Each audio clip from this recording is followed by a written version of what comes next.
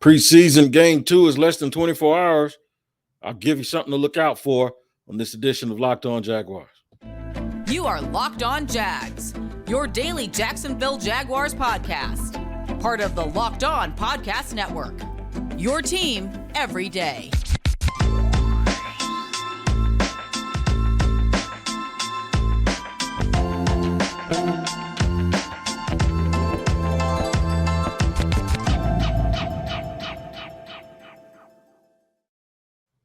Thank you, everyone, for joining me. Tony Wiggins here, the host of Locked On Jaguars, your daily Jacksonville Jaguars podcast, where it's your team every day.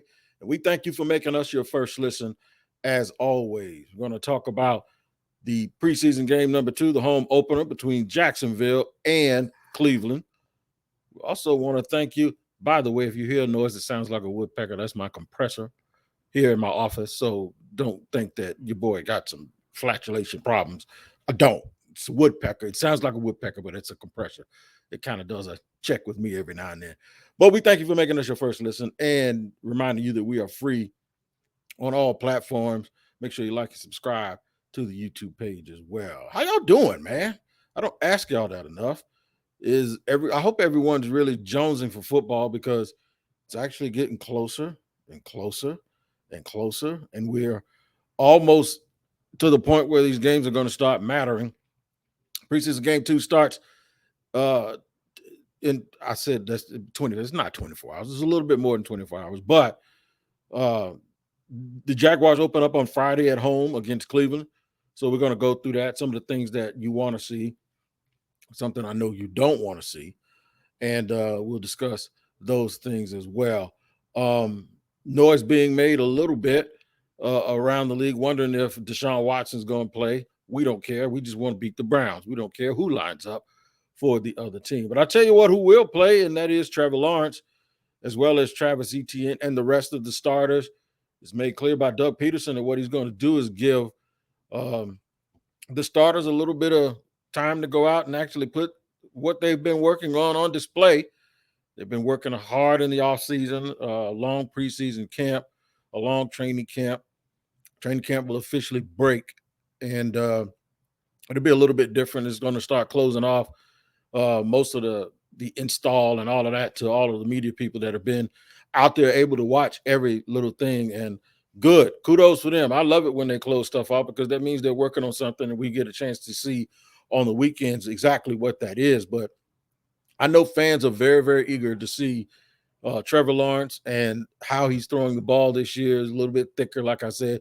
I wonder if most people will even notice that he's a little bit bigger and a little bit stronger than he was last year, but he's going to also look a lot more polished. He's going to just appear to be someone who's had the offseason and had the type of offseason that you hope your young quarterback can have, and that is where he's just putting in the work. He's getting after it, and I'm sure everyone here is not angry, but they're anxious to see exactly what that improvement looks like. I know everyone wants to look out for those receivers too, the new additions as well as some of the old receivers here, guys that have had their role changed a little bit. Marvin Jones Sr., of course, Laviska Shenault. That was your 1 and 2 last year. That's your 3 and your 4 this year, although I wouldn't necessarily say Marvin Jones is a 3, but he's the anchor. He is the veteran in the room, but he won't be your first look. I mean, your first listen, but he won't be your first look if you're Trevor Lawrence. I know Trevor's probably going to throw the ball to who's open, but I do think you're going to get a heavy, heavy dose this season of Christian Kirk. So you'll probably want to tune in and make sure that you see a little glimpse of that tomorrow. The passing game, in my opinion, where they're going to show marked improvement, and you may not see it as quickly as tomorrow, but where you're going to see a lot of improvement in the passing game is their ability to challenge in the middle of the field, their ability to hit crossing routes and slants and get guys on those deep digs to where they're getting chunk plays. And when I say chunk, I mean first down chunks, 12, 13, 14 yards a pop. And you're going to see a situation where, especially with Zay Jones, what I've seen, and Christian Kirk, they really catch the ball in a position where they're running with the ball when they catch it, as opposed to staring right back at the quarterback, catching the ball, and then getting hit a lot. you'll see a lot of guys being able to catch the ball and continue to run and to continue to move. That's the way this Doug Peterson offense works. Hopefully you'll get a little bit of dose of Evan Ingram, the good Evan Ingram, the one that catches everything as opposed to the one that drops some easy passes. We'll see that. And, of course, Travis Etienne in the passing game. Hopefully they'll get a chance to throw a screen or two tomorrow just so the fans can get a little bit of taste of that explosiveness that we talked about, that we saw so often at Clemson. And the reason why he was actually chosen last year was to give them that plus speed guy on offense who can get big plays. The bad thing about him missing time last year with that Liz Frank injury is, well, that he missed time, but you also didn't get your appetite wet because there was a lot of people that wanted just a little taste of what he could do. They wanted to see exactly what this so-called weapon was, and you never got it. There was a lot of discord and a lot of disagreement about him being chosen where he was chosen at number 18. But at the very least, the people that the naysayers or the people that didn't want that to be the pick were still like, okay, what's done is done. Let's see what it is now. And you never, ever got the chance to whet your appetite with Travis Etienne. I want to talk also about things that we hope to see on defense. And, of course, in segment 3, things we hope we don't see. And maybe a surprise or two about who can do what in the preseason game tomorrow. We'll do that. We're going to talk about that opponent a little bit too, because it does matter that they will be playing maybe against, I joke around, but maybe they'll see Nick Chubb and Deshaun Watson, Amari Cooper, Myles Garrett, Denzel Ward. You know, there's some other players play on other teams too. So we're going to take a look at that. Also a good test for the Jaguars defensive line. We'll discuss all that here today on Locked On Jaguars. After I tell you guys about Built Bar, I've been telling y'all about Built Bar for almost 3 years now. If you haven't tried Built Bar Puffs yet, you're depriving yourself of one of life's greatest joys. And guess what? There's a new flavor. You ready for it? Delicious, indulgent cookie dough covered in chocolate. That's right. Built has done it again. Let me introduce you to your new favorite cookie dough chunk puffs, because you all know that my favorite is salted caramel. Cookie dough chunk puffs, though, have a light and chewy texture, real cookie dough chunks, and of course, they're covered with 100% chocolate like all Built Bars. The new cookie dough chunk puff is covered with that 100% real chocolate. That means they're healthy and tasty, right? Chocolate covered cookie dough with a light, fluffy texture, and it is so good. You're going to love the new cookie dough chunk puff. Whether you need a snack for your workout or late night treat or just to grab a quick bite, Built is the perfect protein bar, and they taste better than a candy bar. Ditch the calories, fat, sugar, and grab yourself a Built Bar. And I want you to pay very close attention because this promo code has changed. Go to Built.com. You need to use the promo code LOCKEDON15. That's right, LOCKEDON15 to get 15% off your order. Please use LOCKEDON15, not the other code, LOCKEDON15 for 15% off at Built.com. I don't have a promo code, but I am Tony Wiggins. I am a walking promo code. That's right. Tony Wiggins, welcome back here to Locked On Jaguars. No discounts because you don't pay anything. We're free on all platforms, and it's your team every day. We're getting ready for preseason game 2. There's always, we were just talking about chocolate. There's always this word that describes football games in the preseason. It's a flavor. It's called vanilla. So I caution everyone that what you're going to see is going to be vanilla, right? You're not going to see them. They'd be crazy to go wide open and show everybody what they're going to do. So what's the excitement about? The excitement is about just the ability to watch guys get after somebody else for a change and to go up and down the field to show that you can go up and down the field and you can make some plays. The excitement is for maybe not the first 40 guys because you know who they are, but it'll allow you to at least take a look at some of the new pieces and new parts to see how your football team looks and stacks up against other people. The trenches are going to be the trenches. Those guys are going to go out in those trenches tomorrow and they're going to play hard, because if you're not playing hard, you're going to end up getting hurt. So they're going 100 miles per hour in those trenches. The wide receivers, even though it's going to be vanilla, they're still going to try to beat the DB. They're going to try to catch the ball as long as they're out there. That's just what they're going to do. Linebackers are going to try to trigger. We didn't have that happen last week when the Jaguars played the Raiders. This week it's very, very important to see if Chad Muma, if Shaq Quarterman, even Devin Lloyd, if he gets a little bit of time, what that looks like this week as opposed to last week. And then we get the chance to also see Foye Oluokun on defense. I'd like to see them try a screen to see if the screen is more successful this week from a defensive standpoint than it was last week. It's going to be very, very interesting to try to figure all of that stuff out. And the best way to find out what you actually have is to actually see it performed on the field.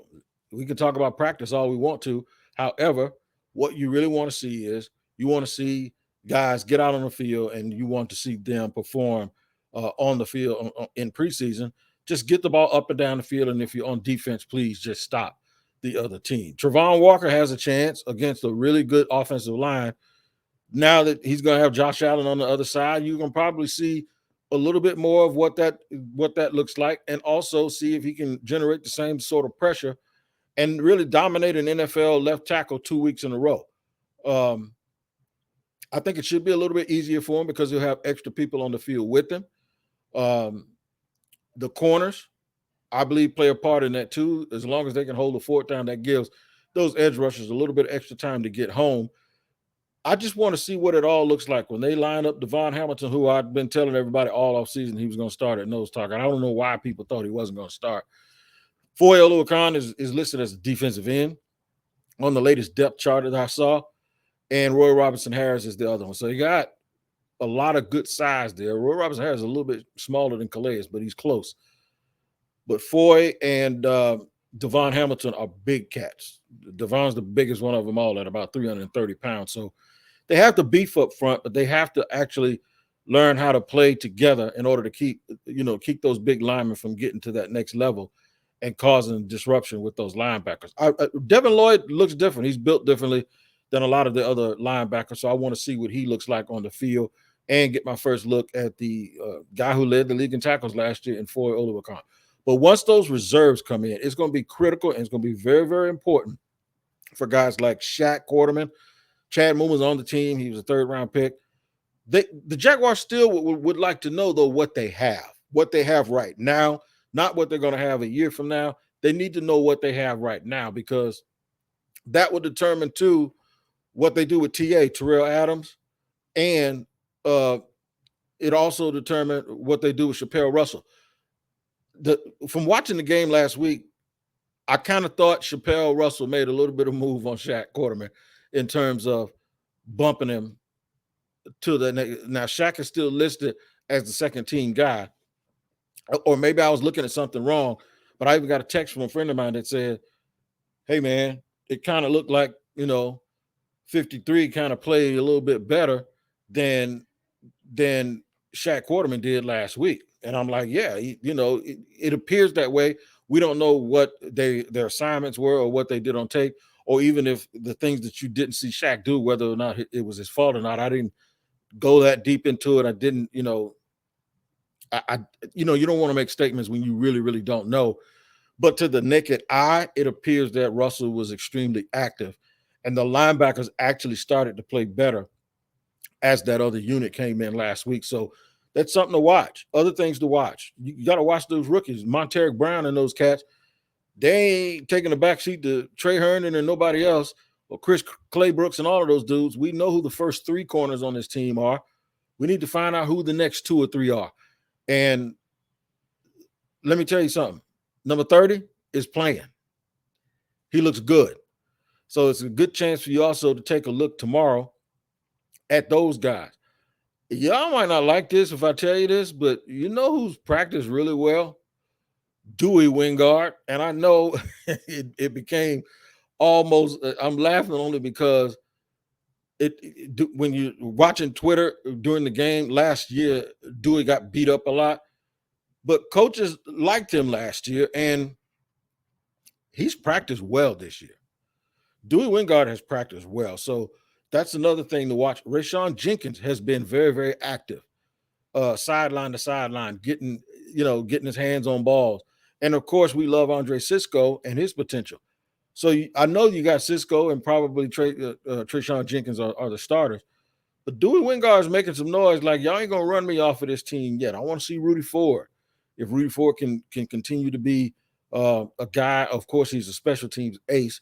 I heard people bragging about him in special teams. I don't watch it that close when I do go to a training camp, but because I probably don't know what the hell I'm looking at anyway. But the special teams coach pointed him out, and that's a very, very important part of this ball club. What can he do also from scrimmage play in terms of in the base defense that really will help also solidify his position that he's not just a special teams player. Lots to look for when we keep talking about all this improvement that Cam Robinson has shown. If Myles Garrett plays, Cam Robinson going to be playing against the best 4-3 defensive end in this league, the best down defensive end in the NFL, in my opinion, is Myles Garrett. And the only reason I characterize it that way is because TJ Watt had 22 sacks last year as a stand-up edge rusher from the other side. Myles Garrett is the best player in the NFL who lines up over the left tackle, period. So with the improvement that we've seen from Cam and that we've talked about, he gets a chance to really put that on full display tomorrow against a cat that's really all where he's like the Aaron Donald version of defensive end. So something to look forward to. We're going to talk a little bit more about Cleveland, about which guys on the team can really I want them to test Jacksonville. I hope they play a lot more of their starters. Even their backup players are really, really good. But I really, there's some things that I want to see out of that game tomorrow. I'll tell you what they are in just a second here on Locked On Jaguars. Okay. One of the things, and we thank you for making us your first listen here on Locked On Jaguars because it's your team every day. I have to let you guys know that. Also, check out the Locked On. If you're doing your fantasy football drafts, check out Locked On Fantasy Football with one of the best in the business, Vinny Iyer, on Locked On Fantasy Football, wherever you get your podcasts. It's on the Locked On NFL YouTube page as well. Please check that out before you do all your drafts. I have two that I'm in. I'm picking third in one, and I'm picking 12th in the other. So I kind of like picking at the end of the draft, even though I get a real good player up front. But having that 12th and 13th pick on that snake draft, those drafts to me have turned out a lot better than the ones that I had number 3. But make sure you get your advice from Vinny Iyer, the Locked On NFL, y'all Locked On NFL page and Locked On Fantasy Football show. Amari Cooper, I hope he plays tomorrow. There's a lot of Jaguar fans that wanted the team to trade for Amari Cooper. It would have cost them a 4th or 5th round pick. I think it would have been a good idea. But I do like Christian Kirk. I like Zay Jones a lot better than I did when they signed him because of what I've seen in practice. One, I didn't know he was that long. He's long arms. He's about 6'2", with really, really long arms. So he does a good job of high pointing the football. And one of the things that I was concerned about when they just signed Christian Kirk was that all of their receivers were small guys. Well, that's not true. Marvin Jones is 6'1". Evan Ingram, who they'll use like a wide receiver in the slot and also standing up outside. He's listed at 6'3". He's probably like 6'2.5". But Zay Jones is a full-fledged 6'2" wide receiver who really does high point the football. He's a wiry athlete. But I want to see Amari Cooper lined up against Shaq Griffin, if that's the side that he's going to play on. I think Griffin needs to get his hands on the ball a little bit more and maybe get some interceptions this year, as opposed to he dropped a couple last year. And I just keep thinking back to the Denver game when Cortland Sutton got behind him. And if Teddy Bridgewater had a little bit more arm, Shaq Griffin would have had a real long day. So he's had a little bit of a quiet camp. The guy that's emerged really as the leader of the cornerback group has been Tyson Campbell. He looks like their best corner, and he's, usually lined up on the right side. So that means Shaq Griffin will be on an island on the left side. I don't think Darius Williams is going to play very much, if at all, tomorrow. He's normally your slot, and they've been running Herndon in that position. And of course, Monteric Brown has had his shots there also. But I want to see these corners really, really get out here and get active and stop some of these wide receivers. We didn't see much of it from the backups, from the reserves last week against the Raiders. But when these starters are out there, that's one of the things that I'm really, really going to be looking forward to. Can they be disruptive and can they really get in the way? So there's a lot of things that's going to happen. And you're lucky in the preseason, and this is a blessing to the coaches. It might not end up that way to fans, and fans might be angry again because that's where you're supposed to be when your team doesn't look good. I don't care if it's preseason or regular season. But you almost want a very, very talented team in the preseason because it gives you an honest assessment, even though it's all vanilla, but it gives you an honest assessment of exactly where your guys are at this part of the season. If you want to see mistakes, you better want to see them now before the regular season starts.